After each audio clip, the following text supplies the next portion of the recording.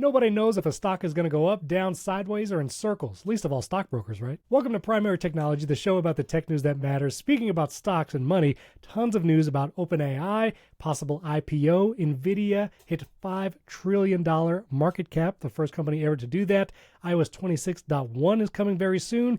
And Joanna Stern had a video about an in-home robot assistant, like a legit real robot. We're going to get into all of that. This episode is brought to you by Claude and Gusto, and of course you, the members who support us directly. I'm one of your hosts, Stephen Robles, off kilter, recording at a weird time today, along with my friend Jason Aten. How's it going, Jason? I'm very disoriented. I've got coffee over here, but it's cold because I started it this morning and it's been sitting here for a while. Have you been waiting here for 6 hours for us to record? Did you? I've been waiting in the lobby. I just keep waiting to log into Riverside and have him be like, "I'm sorry, Steven's not here anymore. You can't." No. I'm still on the homepage as far as I know. And I saw him. Anyway, I won't get into that. Do you know the quote from today? It's a Matthew McConaughey quote, isn't it?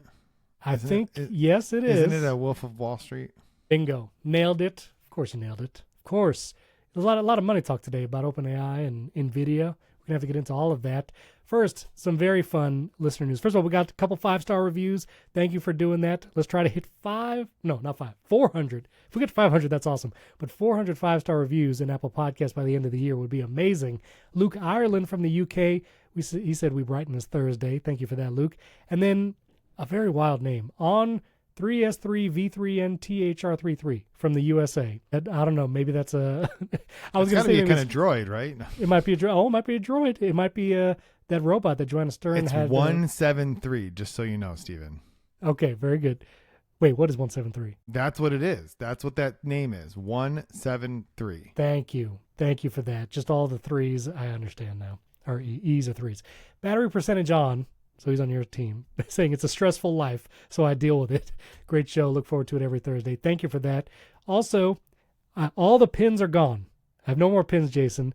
I had my boondoggle of process of sending out pins to the world. They're all gone. I figured out how to use my thermal label printer, the medieval knight riding a polar bear. They're all out there. And I just want to say that Will from South Carolina, because I put my address on all the pins, sent me a letter the other day, and a check to help cover some of the shipping costs of all the pins. And so that was very kind of Will. And listen, send photos. There's pins in Europe, Spain, Helsinki, Finland. I sent them everywhere. And would love to see pictures of them out in the world, out and about. So let us know. If you see us in the wild, like, I want to see you wearing the pin. Come and say hi. I'll buy you coffee if I see someone wearing this pin. If it's my wife, don't talk to her. She'll pepper spray you because she doesn't. But if it's just me, I'll buy you coffee. But Stephen, I'm sorry. Can I go back to that 5-star review for a second? Because I feel like you left out the most important part, which was that he loves our chemistry. I think it's a he. I apologize if it's not. He loves the chemistry, the insightful views, and the opinions. I agree with most of them. Well, mostly Jason's. That's all I want to say. I did leave that out intentionally. I'll be honest. I want to say. I'll be honest. I did. Okay, yeah, that's fine. You'll sneak that in there. Also, I was on the Vergecast. In case you didn't see, I took my opportunity to defend shortcuts to the death with David Pierce. And so you can, I'll link that down in the show notes. But it was very nice conversation. I literally showed shortcuts like live as we recorded and tried to convince him to use them. I think I did a pretty good job defending them, but you let me know. I think you did a good job. Thank you. I also think that shortcuts are one of those things that most people will find two of them that are useful in their life, right? Like I have a couple of shortcuts I use. Yeah. I have one that I can tap on my phone and it sends a message that says I'm headed home, and it will also open the Maps app with directions home, which I never need that part. And then I have one that I run all the time for new article idea, and it puts it in my things to-do list, and it creates a sheet in Ulysses, and it adds it to Notion, because you can do that on the iPhone. You can't do it on the Mac still for some reason. But anyway, beyond that, I literally never think about shortcuts. I think about shortcuts all the time. I know. We know. And I have right now 1,111th birthday. No, 1,111. But but I do use many every day for this podcast. I have shortcuts that format shown. Anyway, I won't get into it. We'll watch the Vergecast, get in the comments on YouTube, and just tell David that he was wrong and he lost the debate. That's the main deal. And a little follow-up from our M5 MacBook Pro, the great debate last week. We had a couple people reach out. One of them is going to be our listener voicemails that we play later. But Tom over on Mastodon was saying, for another data point. Independent small software developers often work on the go. Mobile is important with a good screen. Works in coffee shops. Performance of memory and disk and a handful of processors is important, but most non-AI developers don't need a large GPU. And this is the M5 MacBook Pro 24 gig 2 terabyte was the sweet spot for price performance over his M2 Air. So yeah, there you go. Yeah, I told you there's people out there. There's a lot more than you think. People out there using it. Now, Jason, would you be one of the people that has a literal autonomous robot in your house? Look at this thing. We have a dog. It's fine. That's it. The dog doesn't bring me bottled water or wipe my counters, or sometimes she waters the plants, but it's different. But yes. I don't need a robot. This is Joanna Stern, the only one who should do videos like this because she's wonderful at it. This is the 1X Neo Robot. This is going to be shipping supposedly next year in 2026, and it will be an in-home assistant, but it's like a humanoid robot. It looks like a covered person, but it has a face. Well, kind of a face. It has eyes. It has two eyes. Both eyes are cameras, and so it will see that things are going on. And at least this first version still has to be operated by actual humans in VR headsets, like wearing Quest headsets somewhere else in the world. So you do have to be okay with another human being kind of seeing inside your home and doing things, at least right now, for what it can do. It is something. This is like the AI, like, can it actually do the things that I don't want to do, like load the dishwasher or fold my clothes? And supposedly this thing can do it, albeit not very well. And there's a part of this video where the 1X Neo robot tries to close the dishwasher. And it is hilarious. It takes. To be fair, that's me every time I try to close the dishwasher. Do you squat like that? I mean, I feel like that squatting is not human. Also, here's the thing: wouldn't it just be cheaper to pay someone to load your dishwasher for you? If someone has to do it anyway. Yes, this thing's supposedly going to cost, I think it's $20,000 or $500 a month to rent, and it sometimes has to cool down because it might overheat as it's going around your house. Sometimes it needs to recharge, or it needs to recharge pretty often because it is a humanoid robot being run by a battery. Also, I think both for safety and, whatever, it's not super strong. So it's not like you have to worry about it taking you out like Terminator. But it also doesn't have enough strength to like crush a walnut.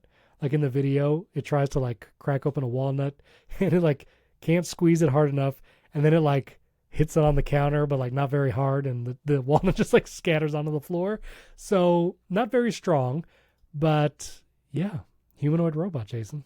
I think that if you have to make the robot weak enough that it can't overtake you, that means it can't do any of the things you might want it to do, right? It can't hold your car up while you change the oil. It can't do anything. You need Baymax. What we want is Baymax. we don't want the 1X. We want Baymax. This is it doing the walnut. It can't do it. Can't do the walnut. Can't crack it on the countertop. I don't know. I mean, here's the thing. Like, everyone wants AI that actually does the menial task we don't want to do. But all those tasks require finger dexterity and like arms and legs, because it's like going to the dryer and washing machine or the dishwasher or painting. Like all of those tasks, we're still very far away. And this company's trying to get there. But yeah, I think we're pretty far. Yeah. Would you get one of these? No. 0% chance. I mean, I wouldn't pay someone to do the dishwasher either, so I'm a little too cheap for that. But I definitely will not pay a robot plus a person in like Cupertino sitting there with a Meta Quest on to do my dishes. Like, that just seems. Think about the layers of abstraction there. I don't understand why that. I mean, eventually the point is you don't need the guy with the Quest. Is that right? That's the idea. That it would be totally autonomous. Right. And in the meantime, they're just coming up with a reason to put a guy in a Quest to watch you do your dishes. Just imagine waking up in the middle of the night with that robot standing over you. And knowing there's a person in a Quest somewhere just watching you. Anyway. This is a very bad movie, Steven. It is. Joanna Stern is writing a book about AI taking over her life, and so that comes out next year. Everybody should read that. Ton of OpenAI news. This news came out last week after we recorded. but OpenAI is acquiring the automation app Sky. Now, if you didn't see it or hear about it, Sky was covered. It's a Mac app that basically extends AI integration and automates a bunch of stuff. Federico Viticci had an early preview of it and actually wrote a whole thing on Mac Stories. I'll link it in the show notes. But it's not something you could download right now. You can't get Sky for your Mac right now. But the team has now been acquired by OpenAI. And notably, speaking of shortcuts, Ari Weinstein was one of the co-founders of Workflow, the iPhone app, which eventually became Apple Shortcuts. He is on the as one of the co-founders of Sky and will now be on the OpenAI team. So very curious, trying to see OpenAI's, roadmap trajectory, extrapolate what they're going to be after. They have Atlas, the AI browser. This is a Mac app, native Mac app, might be after more desktop style automation and, whatever hardware device might come in the future, incorporating some of these features. Honestly, after using AI browsers like Comet and Atlas, I would love more agentic stuff on my Mac where it could just do stuff in apps, not just in a browser. But the privacy trust level of that, level of control over your computer, I don't know how comfortable I would be about that. It would really have to, the benefit would really have to outweigh the something is controlling my entire Mac kind of thing. You know what I mean? Yeah, this feels to me a lot like this, like the Apple Watch problem, which what I mean by that is that when Apple made the Apple Watch, they thought it was a fashion thing. It turned out what people just want to do is to track their steps and their heart rate, right? That's why there's 100 million people wearing Apple Watches, is because they want to track their steps and their heart rate. And now you can track other things. That's great. And Apple didn't have any idea. They didn't really foresee that as being the main thing, or they would have never made the 24 karat gold version or whatever, right? There's only one version. And then made it obsolete basically immediately because they changed everything and made it better except for the gold part. So I feel like a lot of these companies, what they're telling us is we have no idea what you're going to try to do with AI. So we're going to just try to do everything and figure out which sticks, what will stick to the wall. And that works when you're raising hundreds of billions of dollars because you can afford to do that. But I also feel like that's like the definition of a bubble. We'll talk about that a little bit more later. But I feel like, I don't know, even the browser agent thing, I feel, wouldn't it be better if people just made the internet a little bit better, right? Every website is designed for Google, and now we're going to make it designed for AI agents. There are some things that are useful, but I think this automation thing on the Mac. Okay, I would love it when I download a stock image if it would automatically just resize that image and crop it the way I need it to. But guess what an AI is never going to be able to do? Figure out exactly how it should be cropped. What is the most important part of this image? They could resize it for me, no problem. But they're never going to be able to go, this is the part of this. If you go from 1920 by 1280 to 1080, for example, so that it's a 9 by 16 image, they're never going to know which 1080 pixels should I keep. So I'm still going to have to do something.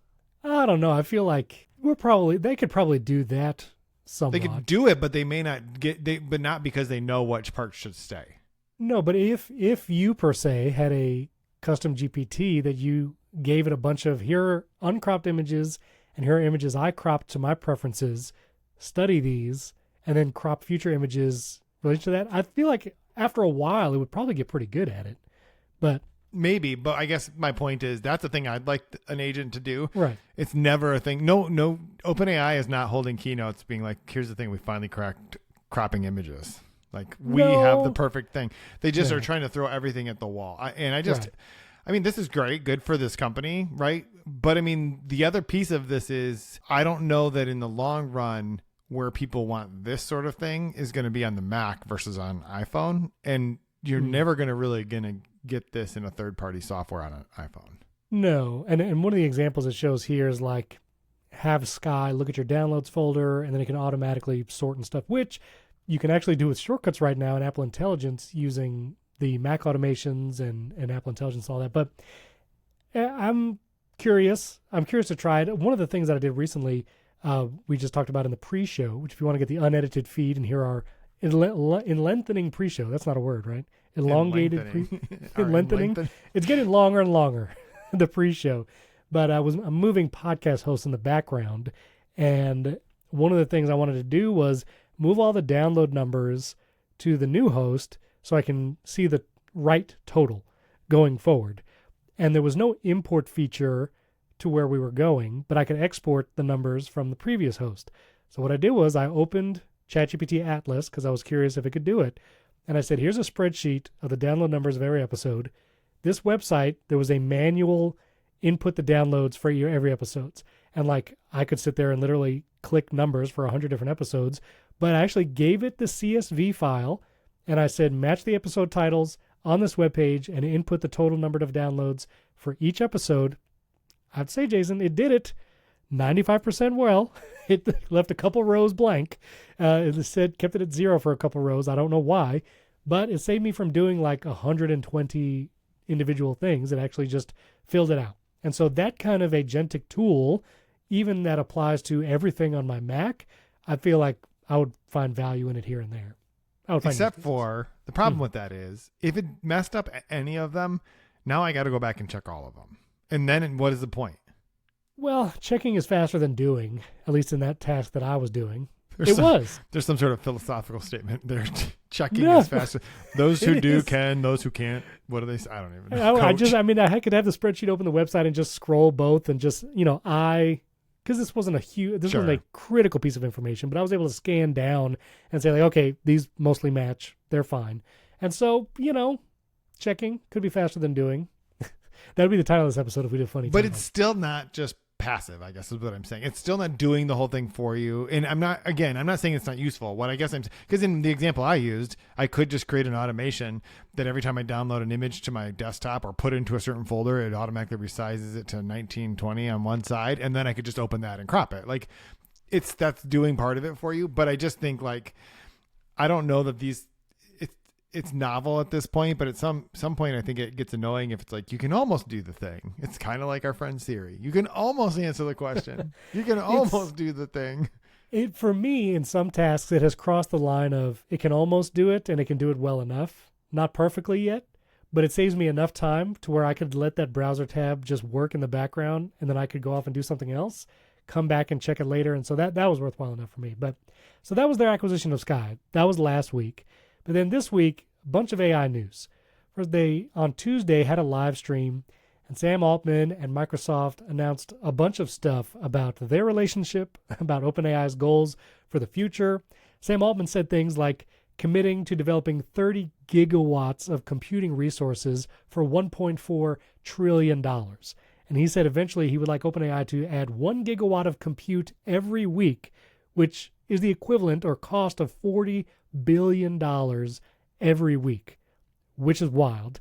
So they're going to be spending a ton of money, but they also restructured the relationship with Microsoft to hopefully get them closer to an IPO, which you had an article about the whole staying in California thing, which I'll let you talk about. But they talked about the Microsoft deal and closer to IPO and what it means to if they ever reach AGI and their relationship with Microsoft. But big structuring, they're closer to they're in a for-profit structure and now even closer to IPO.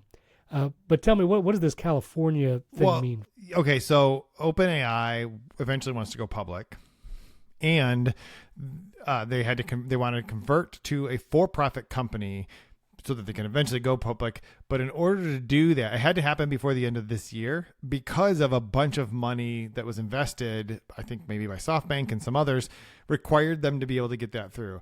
And there were a couple things standing in the way. One of them is the state of California. One of them is Microsoft. And the reason for Microsoft is Microsoft has essentially like veto power. Like the way their deal was structured, Microsoft is able to capture a bunch of the profits. And the sticking point was that in the past, the deal was sort of like OpenAI had a way out once they said that they got to AGI. Okay. So on both of those fronts, the state of California essentially agreed not to sue OpenAI over its transformation to a public company. And in return, OpenAI promised, one, that it would stay in California. That was a big piece of it. And also made a couple of other guarantees around safety.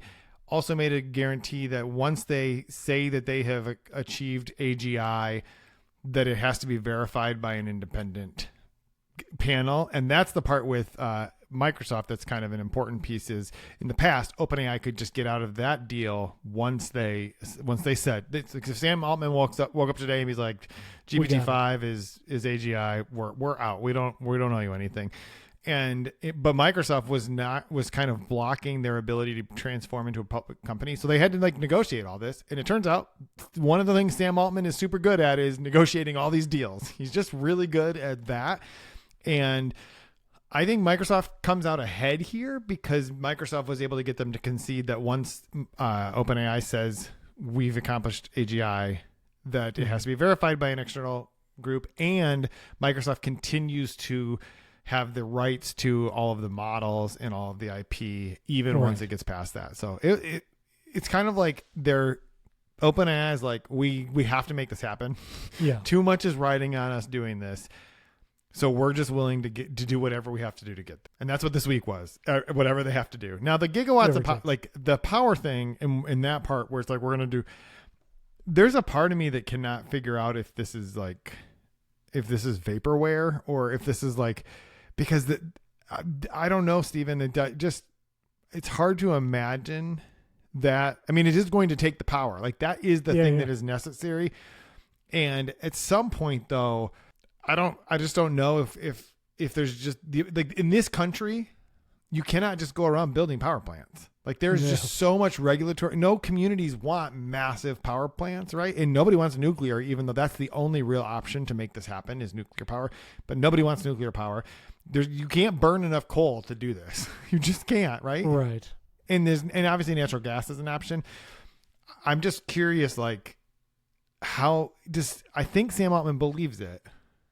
I think the investors believe it, but I think the investors might believe it more than Sam Altman believes it. So that's why he says it. Yeah. I mean, the thing is, I think OpenAI has enough juice right now where if they want to, they can have partners and figure out some of the power stuff, what and where, whatever. A couple interesting points though, that I read in these articles. Sam Altman, he only takes a $76,000 annual salary from OpenAI and he doesn't have any ownership of it.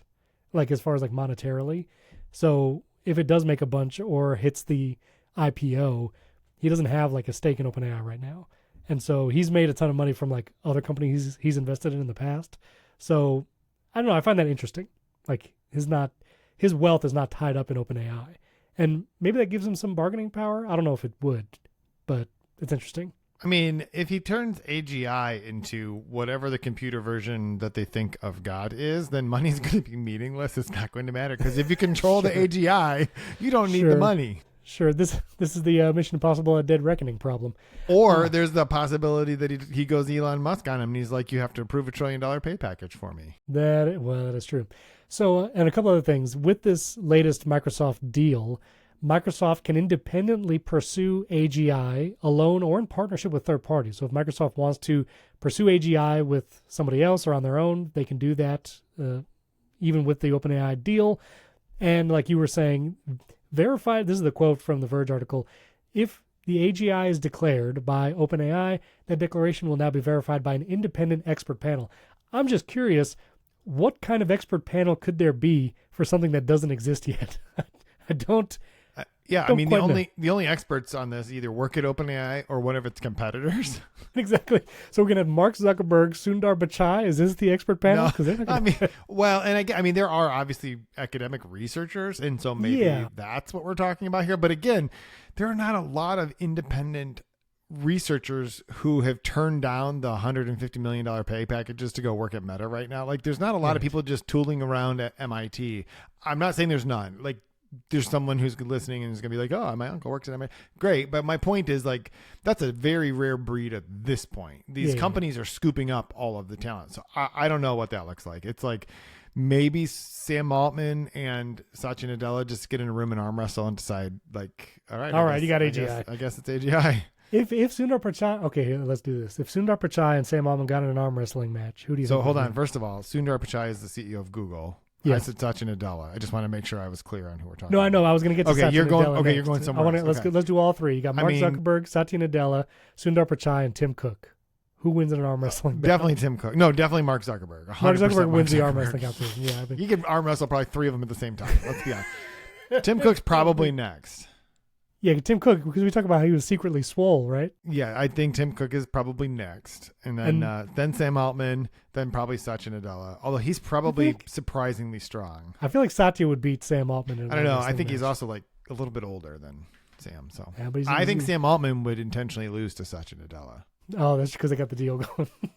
Anyway, it looks like we're closer to an OpenAI IPO. Probably not this year, but 2026. Probably 2026 or 2027 is what I think. That far? I think that was like what the reporting is. Okay. I mean, first of all, like doing an IPO takes time anyway, and OpenAI is going to be the biggest IPO of all time. Like without a question, it's going to be enormous. It's such. I mean, it's already the world's largest, like most valuable private company.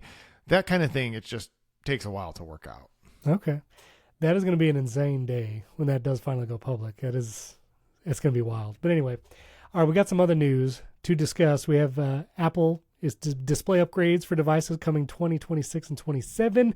Amazon had massive layoffs. Nvidia, first company ever to hit $5 trillion valuation. But before we get to all that, I want to thank our sponsors. The first being Claude. We've talked about Claude on this show because I tried to vibe code an app. I got one in the App Store, but the other one didn't. But Claude got me to actually do the correct code. And Claude actually integrates with Xcode right now. You don't have to do the API sign up. You can actually just sign into your Claude account.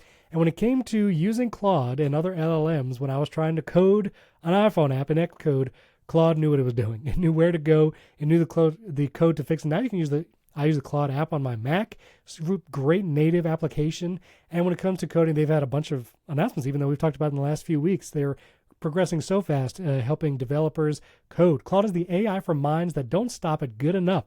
It's the collaborator that actually understands your entire workflow and thinks with you, not for you. Whether you're debugging code at midnight or strategizing your next business move, Claude extends your thinking to tackle the problems that matter.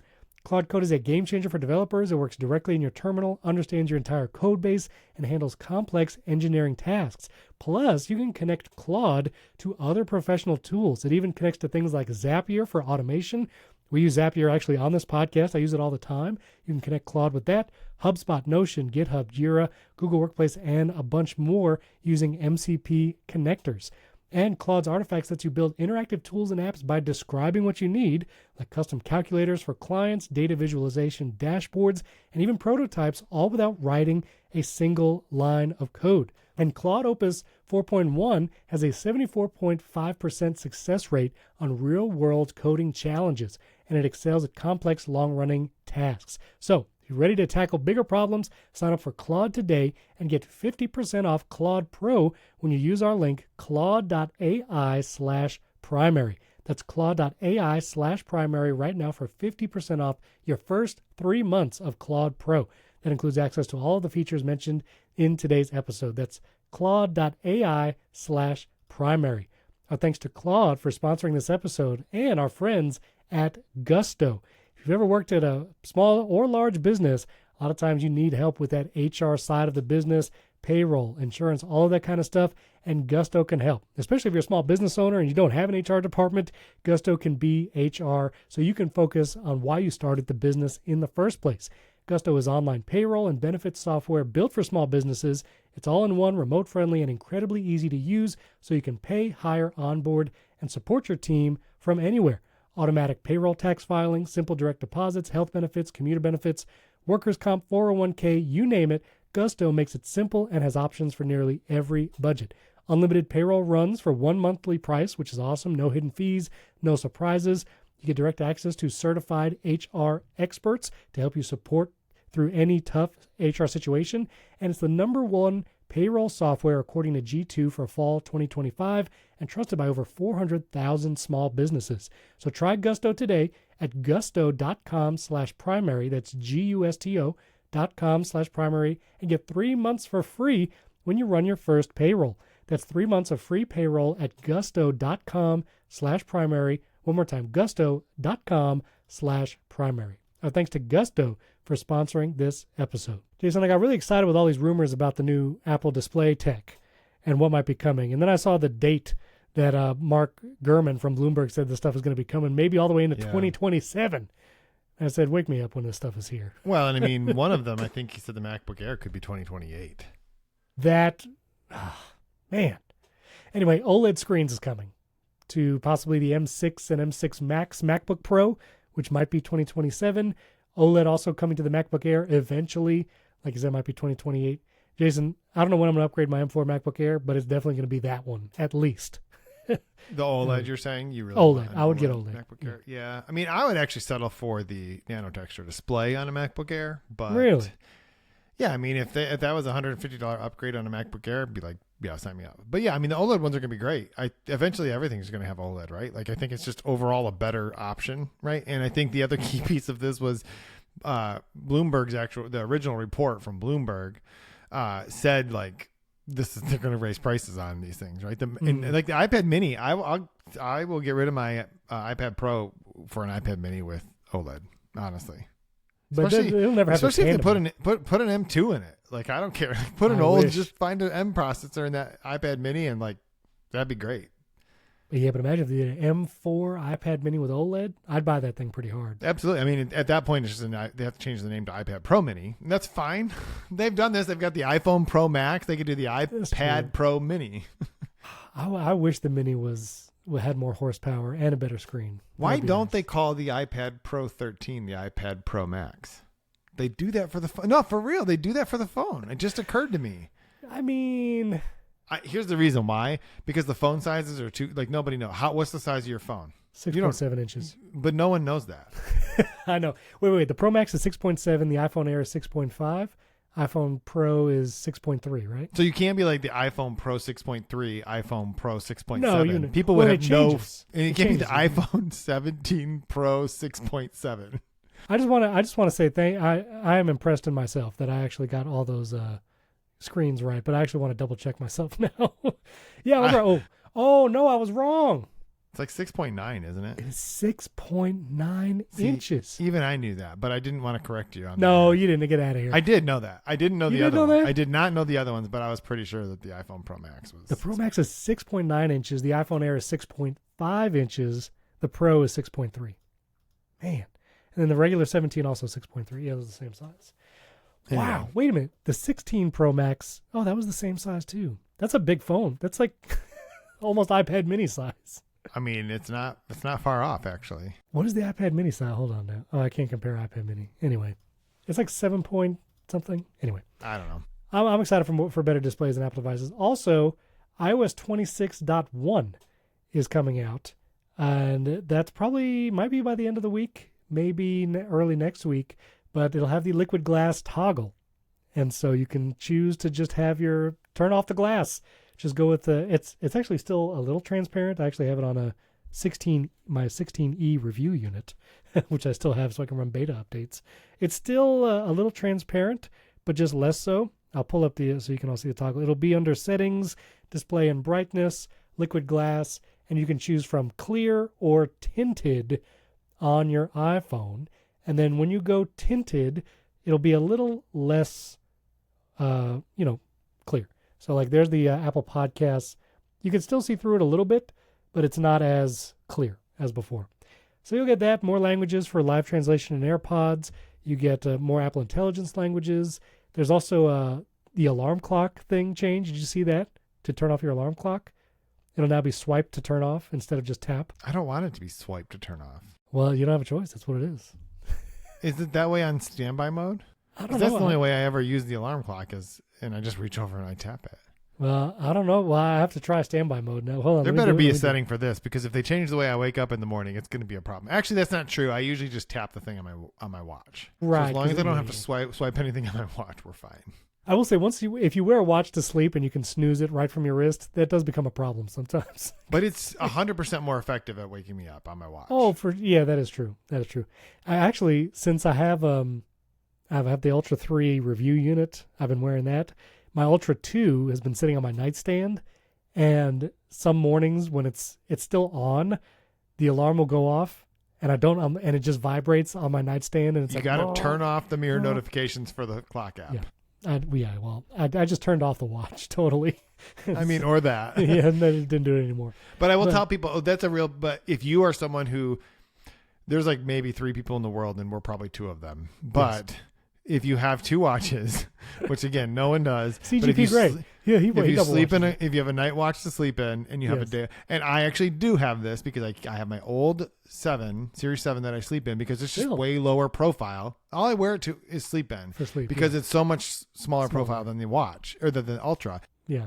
But that means on my Ultra I have it turned off so that the alarm doesn't go off on my wrist and just sitting there because it's like disconnected from reality when that happens, and so tapping it doesn't do anything to anything else.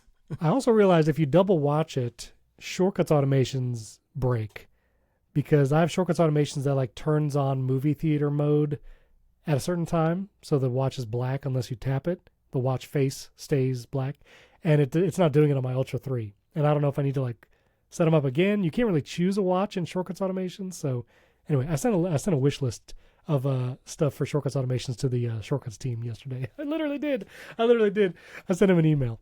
So we'll see if they ever do it. Amazon, you wrote about Amazon. Yeah. They laid off literally thousands of people, not like warehouse people. These are like corporate Amazon people. Yeah. Really. Yeah. So Amazon has like 1.5 million. Sorry. Amazon has like 1.5 million employees. Most of them work in their warehouses, right? Or delivery people. And then they have about 300,000 people working in their corporate offices. And these are, HR, finance, whatever, business development, sales, all those different types middle of things. managers. Well, yeah, a lot of it is. And this is across retail, AWS, their corporate employees, right? They count Whole Foods now too? Well, I mean, that wouldn't be included in the total number. Yeah. I don't know exactly where they fit into the stack, but I don't know that they were necessarily included in the layoffs.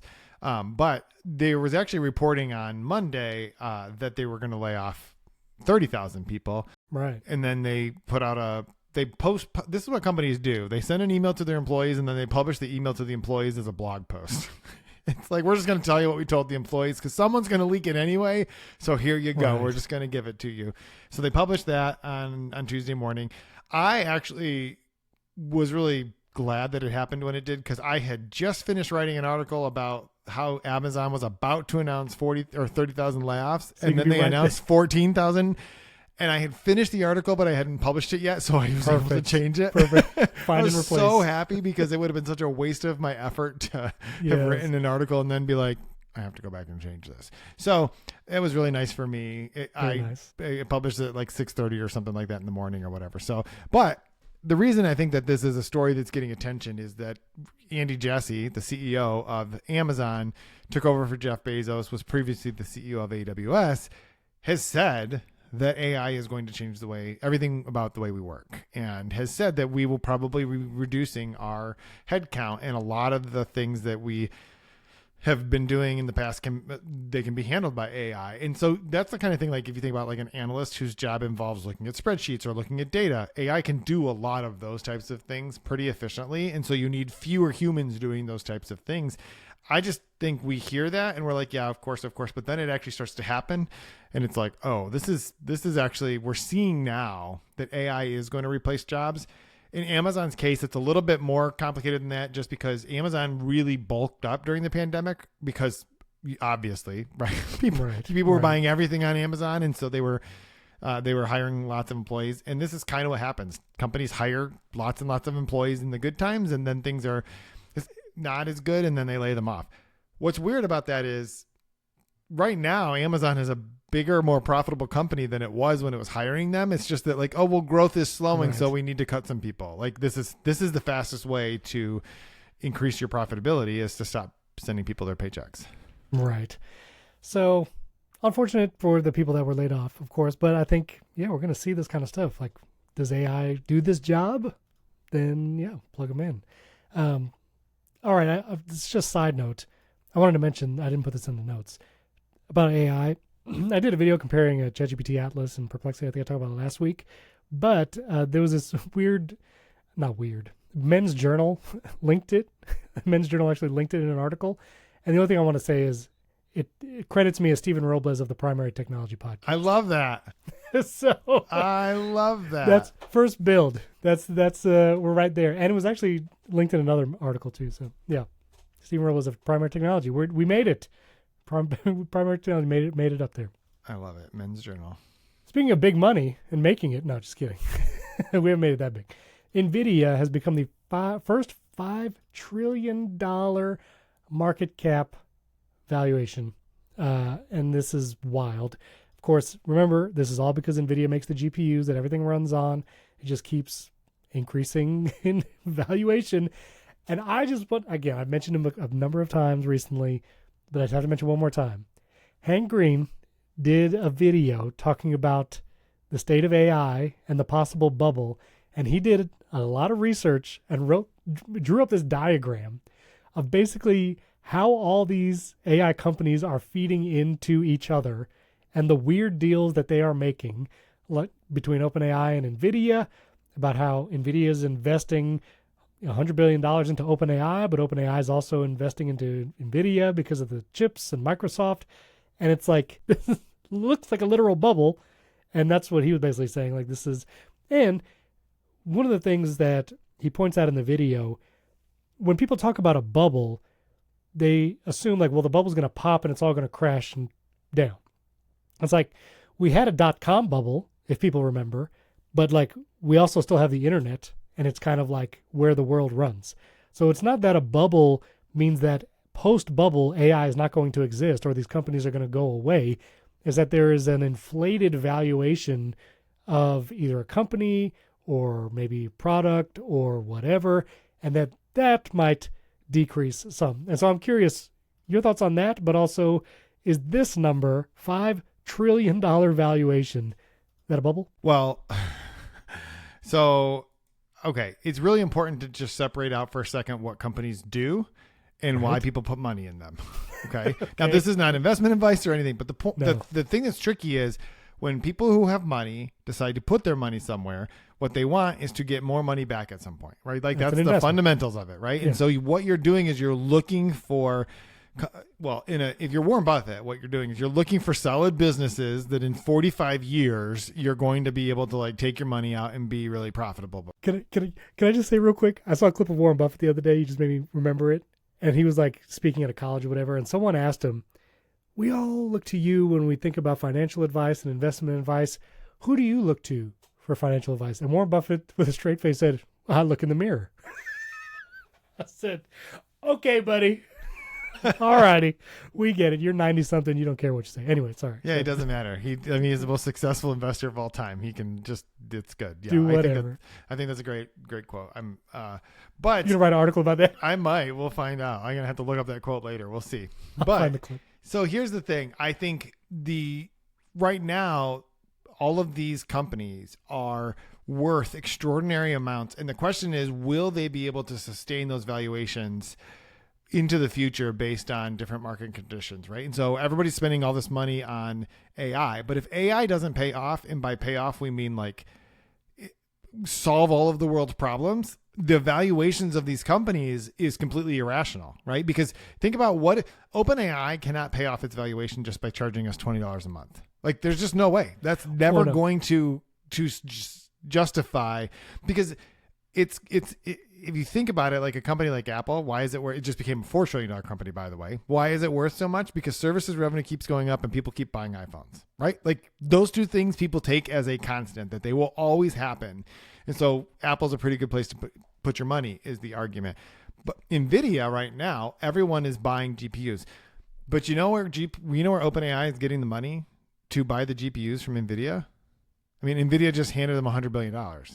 Right. Nvidia gave OpenAI $100 billion to buy Nvidia GPUs, like which makes a handshake with $100 billion in it, and then another one where it goes the other direction. Yeah, basically that's exactly what it is, because OpenAI's valuation went up, right? Because it got a $100 billion investment at some future value, and that money is going to be used to buy GPUs, which makes Nvidia's evaluation go up because it just got a $100 billion order for GPUs. Like this is, yes, that is a bubble. Like that is exactly what happens in a bubble. Okay. Thank you. And again, now, it doesn't mean that AI is going to go away necessarily. It doesn't mean Nvidia is going to go away, but there will definitely be damage when the bubble happens. I think it was Ben Thompson who was, I know it was Ben Thompson. I think it was on Sharp Tech, one of his podcasts that he does. And he's written about this a bunch of times, but that like the thing about bubbles popping is that there's a bunch of unexpected benefits that come from that. So for example, with AI, the thing that if let's say AI ceases to exist or it just is a bubble that pops in, what's going to end up happening though is that we're going to be able to do a whole bunch of other things that we didn't expect we could do because there's going to be a whole bunch of power generation. Because AI requires power generation, but if the companies that do the AI all go out of business, the power generation will still be there. It's I think the best example was like companies were laying down all of this fiber, right? And a lot of those companies went out of business or whatever, and Google bought up all the fiber. You got Google Fiber. And that powers Google. Well, no, it's not that. That's Google's network. That's why Google search is so stinking fast. It's because it owns all of this. I think they called it the dark fiber. So like there are all these unintended consequences. And by unintended, I just mean the companies who did it didn't expect that was what was going to happen. But if you build up all of the power to support AI, and then it turns out a lot of the AI companies go out of business, there will be a lot of power generation available that can be used for other things. And right now, that is one of the single biggest hindrances to innovation in our country. I still think, I mean, so I yes, don't imagine. What's that? It's a bubble, yes. But that's not going to pop before OpenAI goes public, I feel like. Like until that happens, and then they have to prove their worth to investors publicly, because they have said, like in the articles written about OpenAI this week, Sam Altman's like, we have to look towards corporate enterprise business for the income. And it's like, even at that level, can you get billions and billions of dollars from a product you provide to them? I don't know. Like you had your experience with FedEx AI chat the other day. That doesn't seem like ChatGPT. It's more dumb than that. So like, could it even, like, is there even that money circulating in companies, like in the world, in the US, that could actually justify this massive valuation? And then when it goes public, like you're saying, like that IPO day is probably going to be huge. Like it's then going to have to prove to everybody, where are you making money? Because isn't it true, like earnings calls, Apple does earnings calls. I think they actually have one tomorrow. Yes. Right. Like when you're a publicly traded company, you have to do those and then answer to analysts, right? Like yeah, well, the SEC requires you to make certain filings and to do certain disclosures. And then they do these calls where basically a group of analysts get to ask questions about their financial reports. Right. I don't recommend anybody bother listening to most of them because they're just not very interesting. There's not a lot of information that's really, especially Apple's. I mean, Tim Cook is pretty polished at this sort of thing. And the same thing with the CFO. That's usually who it is. It's the CEO and the CFO.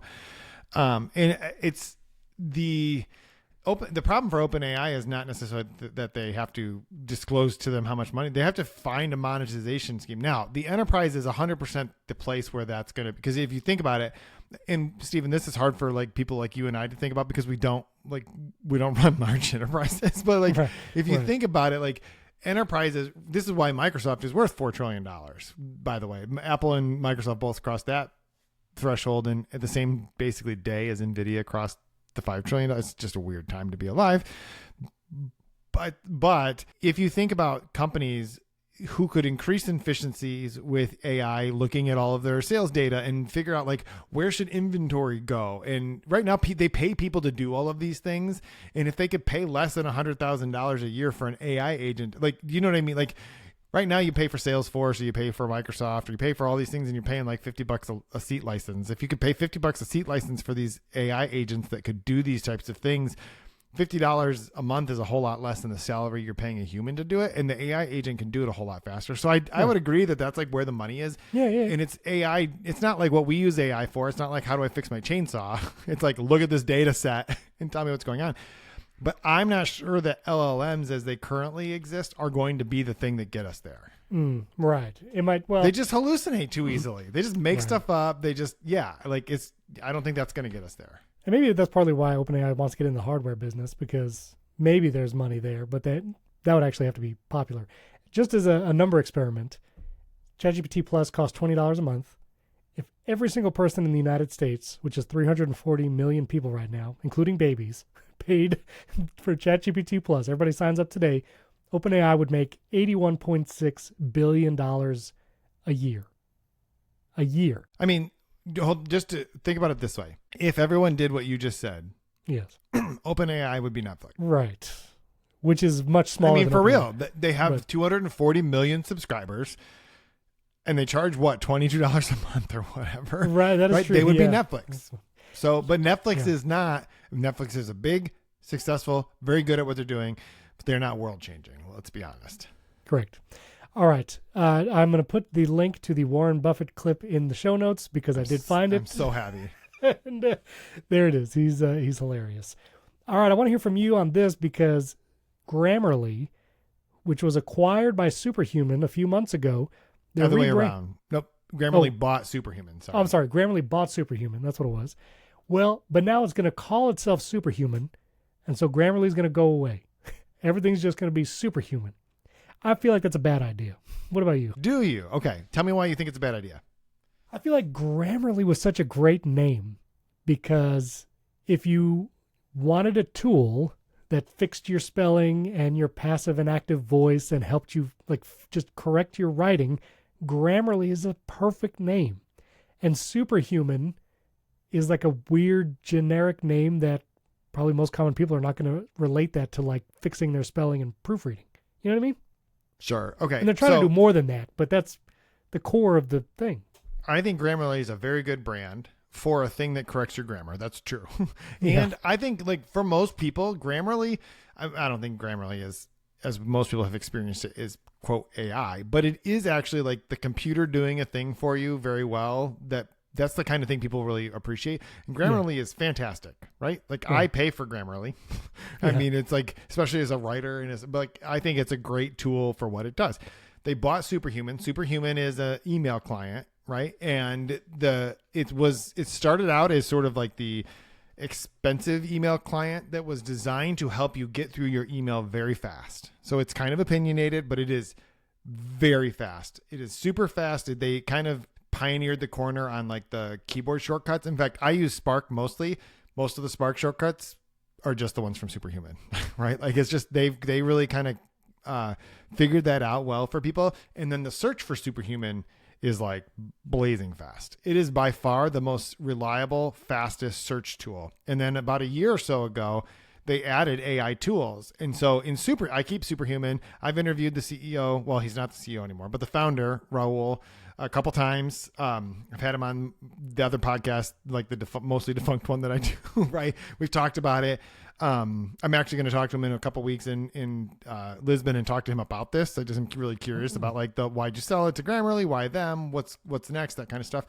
But I just feel like the interesting thing here is that what Superhuman did is they figured out that what people really want to do is open their inbox and be like, tell me when my flight is, or I can't find this receipt. And searching in most email apps is just ridiculous. And so what you could just do in Superhuman is open it up and ask the AI agent, find the invoice for this thing. Because what if I don't remember? This happens a lot, Stephen, where I go and I set up a new Mac and I'm like, I got to install CleanShot and Bartender and whatever. Right. And you know what? Of the companies that charge me for those things are not called CleanShot and Bartender and what they're like called like weird random things that I will never remember. Charlie Monroe and MTW and all these. I don't know what these companies are, but that's who my invoices are from. And so I can just type like, what was the license key for my CleanShot? I literally did this today for the MacBook Air. What was the license code for my CleanShot installation? And it just pulled that email up. It just figured it out for me. And so what Grammarly is doing is they bought Superhuman because Superhuman had figured out a really smart way to do AI that adds value when you're using it. But if you are Grammarly, people only think of you as the grammar people. But if what you want to be is like a suite of tools that are using AI to help enhance your productivity, I think actually Superhuman is a much better name, right? Okay. Because if you think about it, like now they're going to have Superhuman Mail, they're going to have Superhuman Go, which is a new sort of an AI client thing. Yeah. And so I think it's actually, I'm against companies rebranding, but if you think about it, what they're doing is they're just adopting one of the brands that they have. So I don't know. I think it's interesting. I actually wrote an article that I haven't published yet about this. I wrote it yesterday to publish it today when this news kind of dropped. So I'll probably have to publish that tomorrow now that we've talked about it. Well, here's the thing. As you're talking about it, I'm always tempted to try Superhuman. And then I remember... I know it's $20 a month. But it only works with Gmail and Outlook. Well, yeah, that's true. I don't use either of those. And I'm so mad because I do want to use it because now... So I use SaneBox with my Fastmail account, and they're great at like filtering whatever.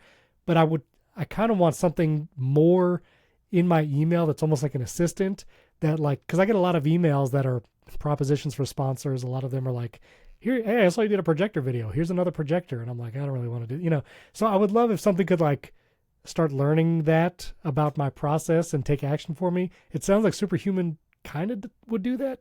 I mean, Superhuman has this great, I don't know if you call it a filtering system, but where I can just say like every email that's about this, just show up right here. And then I can triage those separately. See. And it's like having all these separate inboxes. I think I've asked them, I'm like, why don't you, I would use Superhuman exclusively if I could support iCloud Mail, because I still have a personal iCloud Mail that I use. And the thing is, their original target were founders and CEOs. None of them were using iCloud. That's the reason why. Sure. Like, an all business email runs on either Google or Outlook at this point. Now, Fast Mail, I think there's a much better case that they would take Fast Mail than iCloud Mail. I'll add it to my list of things to ask them. Please do. Tell them I will use it. I will use it. I will tell them, listen, you know the guy on the cover of the Riverside website? He would use it. Stephen Robes of the Primary Tech Show. That's right, of the Primary Tech Show, linked in Men's Journal. I will use it. Be honest, which one was more meaningful for you, the first time you got linked in Inc. or in Men's Journal? Oh, you Inc. don't have to. No, definitely. You helped me get verified on Twitter when that was. Oh, there you go. You literally did. I was like, being verified on Twitter was it was a goal of mine for years, and it asks like, give us. Why are you notable? And you're like, why are you notable? My friend linked me in. Well, you have to provide links of like other people that have referenced your work. Yeah. And at that time, it was you. You're the only one that linked it. So yeah, it was very meaningful. But now I've been on the Vergecast, so kind of a big deal. But no, I'm just kidding. I know. I can't compete. That'll be, I don't know. Maybe he'll invite me back. We'll do another. I want to do a smart home show with him and Jennifer Toohey. I want to talk about smart home, but we'll see. Tell me, I did not read a lot about this, and frankly, I don't want to touch it with a 10-foot pole. But what the heck is Grokipedia? So what is the least? How can I touch it with? What's the longest pole I can touch this with? 30 foot for a second. 30-foot pole. Oh, okay. Elon Musk created a thing called Grokipedia because he doesn't like Wikipedia. I'm not going to get into the reasons why. Wait a minute. Who doesn't like? Why? Who doesn't like Wikipedia? I'm not even going to speculate or repeat the things because I just. Okay, this is the 30-foot pole. Okay, version, sorry. I shouldn't have asked. Forget it. Elon Musk, not a fan of Wikipedia. Okay, and so he made a thing called Grokipedia. It turns out that a lot of Grokipedia is just Wikipedia, like copy paste almost. Yeah, also, and it's with the exception of, I think you can make a case because Wikipedia is edited by humans. Right, there are people who are editors, and there's a hierarchy of those editors. So there are people you can become a Wikipedia editor. You don't get paid for it. I actually have an editor account. I have not done anything in Wikipedia in 10 years, probably. Maybe not quite. Can you help me actually get a Wikipedia page? No, I cannot help you get a Wikipedia because here's what will happen: if I suggest a Wikipedia page, then someone else is going to come along and be like, "I know he's been in Men's Journal, but I'm sorry, he's not." Notable. What I have to do first is I have to provide a link in William's Wikipedia page. That's exactly where I was going because I just searched for my name on Wikipedia and guess who comes up? William Gallagher. There you go. I'm still stuck in his Wikipedia page. But there are human beings who do this. So that means that those human beings sometimes interject their own, not biases, but let's be honest, like people write with a perspective. And so you may write about a thing that happened and it has a perspective because of the way you wrote about it, even as an editor of Wikipedia. Right. And I think Elon Musk typically doesn't prefer the perspective of some of the editors of Wikipedia. So he created what I think he would call the unwoke version of Wikipedia, and he's calling it Grokipedia. Okay. I don't know. I just don't know. I'm good. I don't know that the world needed this. You know what I mean? I think Wikipedia is actually a fantastic resource for humanity. Just to be honest, right? And yes, there are things that I read and I'm like, I don't think that that's right. Right. And I would never let my children just copy paste from Wikipedia and support. Like, I need to teach them media literacy and how to do their own research and stuff. I wouldn't let them just copy paste from Google either. Like that's just normal, like civics. You got to learn how to do these things, but I don't know. It's a thing. It's a thing. William Gallagher. I still get Apple Watch notifications when he ends a workout. I don't know when we set that up. One of my kids one day came up to me and they're like, Dad, you're in Wikipedia. I'm like, I don't know. Where? I don't have a Wikipedia page. But many of my articles have been linked on, like, when there was speculation that Disney might get bought by Apple, about the Eras tour. There was an article that I wrote that talked about it.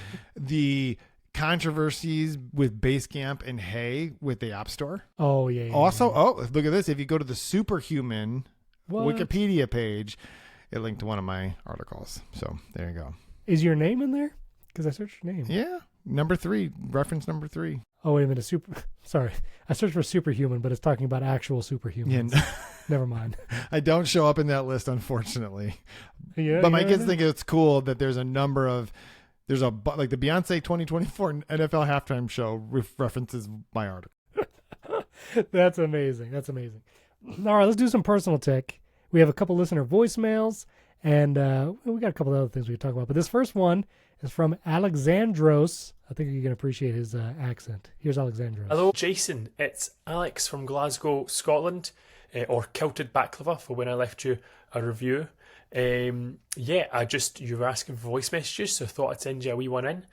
I recently picked up the new AirPod Pros 3, got them day release, so about a month ago, and absolutely loving them. I upgraded from the original AirPod Pros, which by this point, they were getting a bit long in the tooth. I was having to charge them multiple times a day, and I was finding they weren't staying in my ears properly. I had to buy little hooks from Amazon, which had to be taken off every time I wanted to charge them.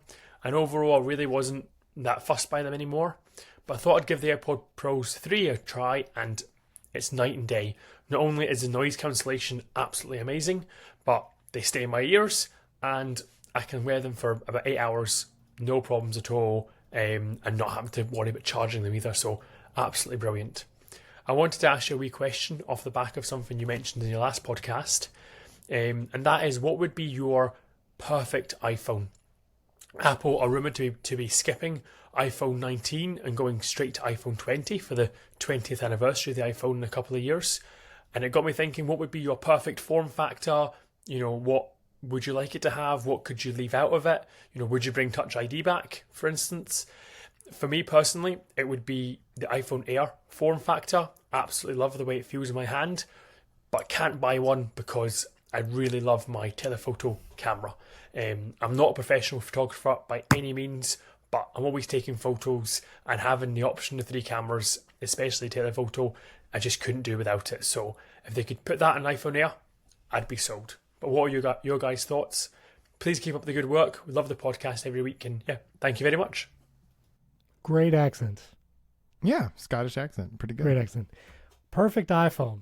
I mean, thinness and lightness of the Air, camera and battery of the Pro, and I'll say no dynamic island.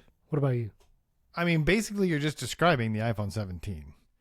No. It's not quite as light. Yeah, Steven, hold on. Doesn't have 3 cameras. Not as light and thin. But okay. Whatever. I mean, so you're living in like reality distortion world because you can't have those things. The perfect iPhone, like 4 years from now, maybe we could have it. Maybe. I don't know. Like, I think the iPhone 17 Pro is probably pretty close to the perfect iPhone. I just don't like the orange color. So anything that's what color? Not orange, what color? Black is probably fine, or the white. I mean, I've typically gotten like last time I had 2 cycles of natural titanium. That was fine. Like, but the difference is I don't want people to notice my technology. There was actually a really good conversation about this. I think it was on Upgrade. Stephen Hackett was on Upgrade with Jason Snell this week. I know he's not, it's usually Mike Curley that's on that show, but like whatever. And they were talking about laptops and why Apple doesn't do like crazy colored laptops like they did the iMacs. It's because people have to take them out in public and no one really wants their laptop to draw that much attention. I don't want my iPhone to draw that much attention. I put this orange iPhone in a black case. It's actually not quite black. It's like super dark blue because I don't want people to notice it. Now, unfortunately, they notice it even more because it's got this big orange window. Hello. But I just and again, to be clear, I'm still using this because it's a review unit. And when I send it back, I will buy an iPhone 17 Pro and it will probably be white. I will say I went into the Apple store, what we talked about last week, and I did hold the 17 Pro, and I was like, that's a nice size. That is a nice size phone. That's what I will get. This is the Pro Max. I will get a Pro. And if you could, the only thing you could do to make it more perfect in my mind, I don't need it to be as light as the Air because it's just the trade-offs are not worth it in my mind. But if it was a little bit lighter, I would, Stephen, I would give up some of the battery life to make the Pro lighter. Yeah, same. And as I was holding that phone, if I didn't build so many shortcuts directly on my phone for hours throughout the week and film my phone, like I want the bigger screen because I put it on camera and I'm literally showing shortcuts on screen. So I think the bigger screen is ideal for that. But man, that the Pro size with the lightness of the Air, do you like the shiny sides or do you like the aluminum sides we have now? Such a weird question. Well, because the Air has the shiny side still. And the 16 and the 15 before it, and then before that stainless steel, it was like the shiny sides. Do you have a preference? I don't care that much. What I care about is, like, I'm going to Portugal in a week and a half, and I'm going to use this a lot. The battery. And this is 14 pounds. You put a Pro Max with this Anker battery on it, and this is so heavy that I can't put it in my pants pocket. Right. Like, I'm not even, that's only a little bit of a joke. This is so if you could just make it a little bit lighter, maybe I should buy my iPhone before I go, so I don't have to carry such a big phone. That would probably make sense, actually. It's hard to get the Pros, though. I'd be curious if you could actually Is it get really? one. Okay. Maybe I'll just can I just take the Air? If I'm only going to Portugal, like, I could just take the Air. That would be an interesting experiment. We could talk about it on the show. You should do it. All right. I'll take the Air and the Vision Pro, and that's it. Finally. Yes, I want to hear the experience of the Vision Pro on it. That was a great question, Alexandros. Oh, the last thing I'll say, I missed I believe it was the 13 had the Alpine Green Pro phone, but it was a mid-year cycle. It didn't come out in the fall with the main Pro launch. It was like mid-year, and I got it during the launch, and I missed out on the green one. I want another shot at the green, so I want a green iPhone. That's all I'm going to say. And one other voicemail. This one is from Josh. Hey, Stephen and Jason. I wanted to follow up on the M5 MacBook Pro. When I first heard about it, I, of course, as every good fanboy does, or fangirl, I went to the spec page and spec'd it out to try to get a sense of it. And here's the thing. I've got an M1 Max with 64 gigs of RAM that I bought 4 years ago now, I guess. And I love this thing. It's amazing. Not even close to slowing down. It does everything I need, with one exception. I only got 512 gigabytes of hard drive space, and it's now starting to get really upset at me about that fact, and I'm regretting immensely my decisions. Whether I'd want the M5 MacBook Pro or waiting for one of the Pros Maxes or getting an Air, or it's kind of hard, right? Because I'm finally on an M1 machine, switched over from Intel, and I'm happy. I'm good. I bought M2 MacBook Air 24 gigs for my wife, and that works perfectly fine. But I have an M4 MacBook Pro 48 gigabytes coming in the mail tomorrow from work that I'm going to get to switch to. So I will have a true comparison between an M1 and an M4. All that's to say, the M5, I was trying to figure out, is it for me or who is it for? I'm not quite sure, because when I recommend MacBooks to friends now, unless they basically do what I do, which is audio work, design work, heavily doing technology work, dev work, a MacBook Air is fine. We're in an age of everything is good. There's really no way to go wrong. And the thing I've been trying to figure out, how do I find out if the M5 MacBook Pro spec'd out is better than my M1 Max? That's the thing I don't actually know. What would I even be benefiting from? So that was a good question from Josh, and appreciate that. Thanks for the. Also, he clearly does audio production because he sounded great. That was good audio recording. I would say like M1 Max to M5, you have to do something that takes advantage of multi-core, multi-threaded processes, like maybe bouncing a project from Logic or exporting video through Final Cut, Compressor, Premiere, whatever. And it's in those export times probably that you would see the benefit. With the number of cores different, I don't know, the M1 Max may or may not outperform the M5. I feel like now the M5 might outperform it either way, even if you had that maxed out Max, right? I mean, I think that you'll see a real improvement in this is the truth though, Stephen. What most people notice an improvement about isn't how fast is this export time. And I know that's a real thing, but even if like when you're exporting stuff, Okay, so unless you're compiling code, which is a thing you have to do like multiple times, right? Because you're like, oh, I compiled, it wouldn't work. There's a problem. I got to go back and fix it. Oh, no, let's try it again. Like that's a thing that happens. So if you save like 30% time on that, that actually adds up a lot. And it's a real quality of life improvement. But even if you're exporting a video, like you can export a video and go do something else, right? Like it's not like you have to sit there and wait. And if it goes from a 7-minute export to a 5-minute export, that's great. But for those extra 2 minutes, it's not like you're making one video every couple days. It's not like life changing. But what people do notice, and this is a difference you'll notice between the M1 and the M5, is how fast your apps launch, how fast do you switch between things. You open a web page and it renders very quickly. Like, we're like, oh, those are silly things. Who cares? But like, that's what most people care about. That's the thing that most people notice, and it's the thing that most people experience on a day-to-day basis. And I feel like going from an M1 Max to an M5, you're going to have a real difference in all of those things. Yeah, it's going to be fast. And I was like, for me, if I was choosing between an M1 Max and M5 today, I would get an M5 because I feel like whatever process the Max chip would have benefited, like exporting or whatever, it's probably going to be pretty comparable, if not faster, on the M5. Plus, you're going to get the GPU cores, the neural accelerators, whatever that might mean for AI in the future. If and when Apple adds more AI features and Apple Intelligence in its own first-party apps, maybe that M5 would take more advantage of that and be faster. So I personally would probably go M5. But well, in an M5, I was looking back at some testing and I had to compare it to other testing like Geekbench, because I run Geekbench tests just to get a baseline of things. And the M5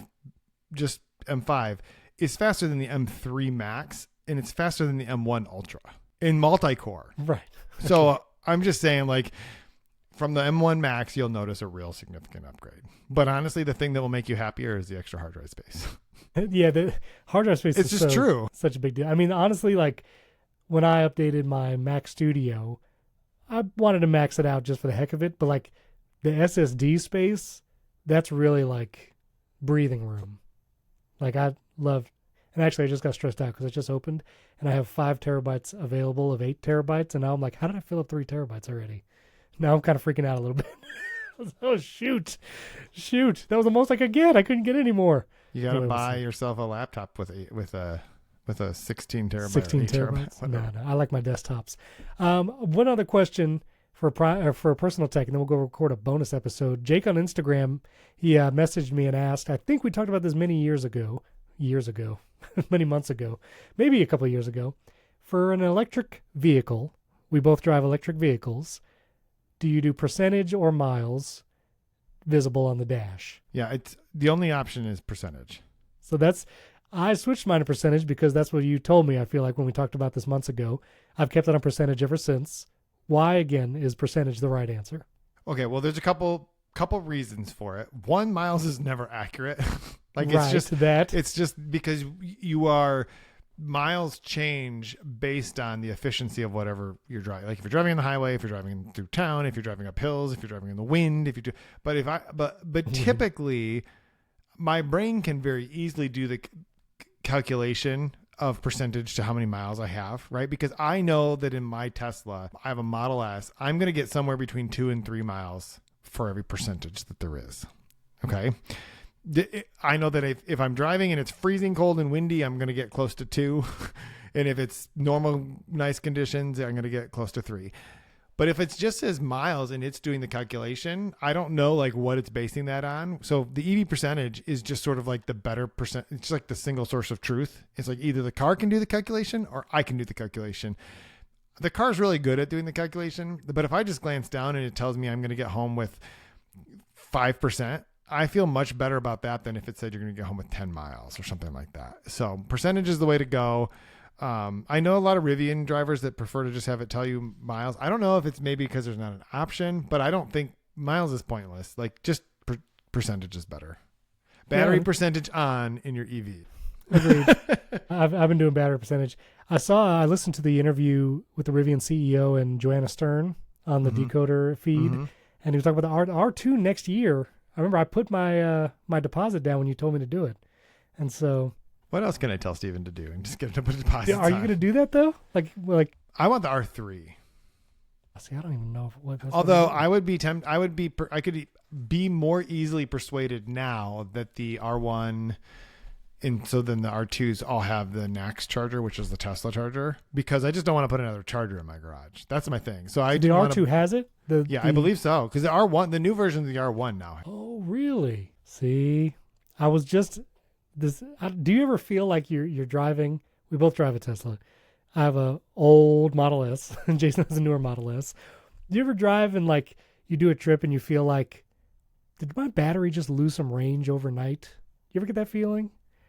No, I don't. Well, wait, you mean you're like parking it somewhere and have it? Like you charge it. I charge mine at the same. I charge mine to 85% every night. I don't know if you're going to yell at me for that or not, but I do 85%. That's fine. 80% is what you should do, but that's fine. I do 85 because it's an old car, and sometimes it gets a little low depending on how much I'm driving. But I drive typically the same kind of routes most of the week. I drive from my house to Lakeland and back or whatever. And the other day, I drove a little bit extra, but I got home with like 20-something%, and usually I get home with like 30 and 40%. And so I was like, did my battery health drop? I don't know what they call it on a Tesla, but like, I was like, did I just lose range somehow overnight? But then I drove around a couple, like yesterday, 45 minutes and back, and I had plenty of battery. So I was like, maybe it was a fluke. I don't know. Did your mind ever do that? You ever like? No, I mean, I know that there are two things that can happen. Sometimes you could park it and like, you're like, why when it's doing nothing did it lose 4% overnight? Well, maybe it lost some percent overnight. And also like sometimes the battery management system just like has to reshuffle and adjust itself. But your battery does lose its range over time. Like that's totally understandable. My Tesla probably started at 320 miles a range roughly, and it probably at 100% now is 290. It's probably lost 10% of its overall battery life, but I don't think it does that overnight. Typically takes some time. Mine is like 7 years old, so that to me is totally acceptable. And I feel like mine is a 2013. It's an OG Model S. It's 1 year newer than OG, I think. Right? Sure, but I mean, it's this OG style. Oh, yeah, for sure. I drove up somewhere, and I walked in, and these guys, this was a few months ago, it was in a barber shop, and the guys were like, why does your Tesla look so weird? And I was like, because it's why would you old. mod it like that? Why would you do that? It's because it's a super old one.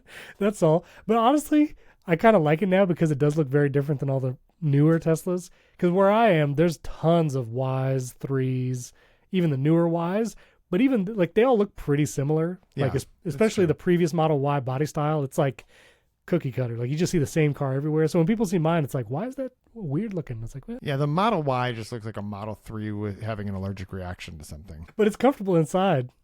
People who have them absolutely love them. Yeah. I would probably, we'll see.